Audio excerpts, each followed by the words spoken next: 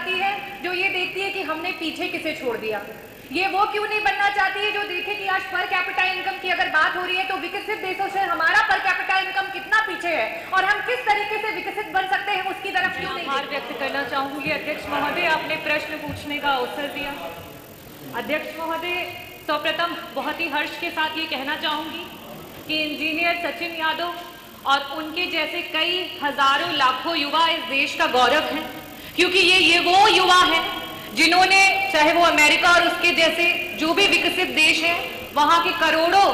की नौकरियों को ठुकराया और आज अपने देश के उत्थान के लिए और अपने देश को आगे बढ़ाने के लिए जी जान से मेहनत कर रहे हैं। ये हुआ युवा है जो आज देश और प्रदेश की राजनीति को बड़ी आशाओं भरी नजरों से देख रहे हैं अध्यक्ष जी, और इन कागजी विकासों को देख देख कर हताश भी हो रहे हैं। संसदीय कार्य मंत्री जी ने कहा कि इस क्वेश्चन को वो रिजेक्ट भी कर सकते थे, लेकिन उन्होंने काफी मेहनत करके और हमारे प्रश्नों के उत्तर को उन्होंने तैयार किया है। तो मेरा बहुत ही क्लियर क्वेश्चन है और अगर आप दिखा लें कि 600 पेज का उत्तर आज तक कभी आया। जी बिल्कुल बिल्कुल बिल्कुल मंत्री जी, मैं अध्यक्ष जी अपने प्रश्न पे आऊंगी। मंत्री जी, मेरा पहला प्रश्न ये है कि अभी तक का विगत 5 वर्षों में अपने प्रदेश का इंडस्ट्रियल ग्रोथ रेट क्या है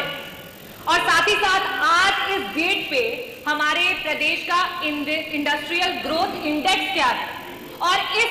इंडस्ट्रियल ग्रोथ रेट के हिसाब से आप जो 1 ट्रिलियन इकोनॉमी का दावा करते हैं, आप कितने सालों में अपने प्रदेश को 1 ट्रिलियन इकोनॉमी बना सकते हैं? ये मेरा पहला सवाल है। मेरा दूसरा सवाल ये है अध्यक्ष जी, आपने मंत्री जी आंकड़ों की बात की। जो पहला इन्वेस्टर समिट मीट रहा उसमें लमसम 4.5 लाख करोड़ का इन्वेस्टमेंट आया और आज 6 MOU 4.5 लाख करोड़ का लमसम 1400 MOU साइन हुए और आज 6 वर्षों में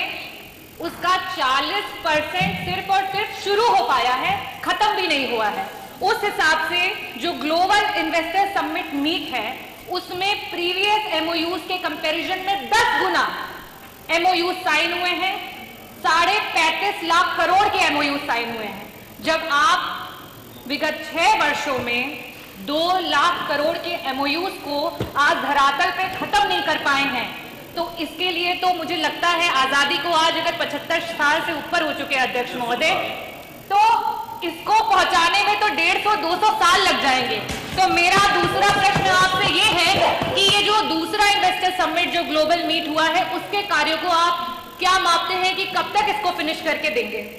और तीसरा सवाल, क्योंकि मैं मेडिकल बैकग्राउंड से हूं तो मैं ये भी पूछना चाहूंगी कि जो आपका इन्वेस्टर समिट मीट हुआ पहला, उससे आज धरातल पे इस प्रेजेंट समय में कितने मेडिकल रिलेटेड काम हैं जो पूरी तरीके से किए जा चुके हैं और आज हम प्रत्यक्ष तरीके से उसको सामने देख सकते हैं? बहुत बार पूछना चाहूंगी कि अध्यक्ष महोदय, बार बार ये सरकार वो खरगोश क्यों बनना चाहती है जो ये देखती है कि हमने पीछे किसे छोड़ दिया। ये वो क्यों नहीं बनना चाहती है जो देखे कि आज पर कैपिटा इनकम की अगर बात हो रही है तो विकसित देशों से हमारा पर कैपिटा इनकम कितना पीछे है और हम किस तरीके से विकसित बन सकते हैं उसकी तरफ क्यों नहीं देखती है। और मेरा एक क्वेश्चन लास्ट ये था कि मैंने पूछा कि हेल्थ डिपार्टमेंट को आगे बढ़ाने के लिए, क्योंकि आज हेल्थ सिस्टम सबसे कमजोर है अपने प्रदेश का, हेल्थ सिस्टम को आगे बढ़ाने के लिए क्या कोई ऐसा भी काम, कोई भी काम आज धरातल पे हो चुका है जिसे हम प्रत्यक्ष रूप से देख सके? ये मेरा आखिरी सवाल है और मंत्री जी से निवेदन है इसका जवाब जरूर है।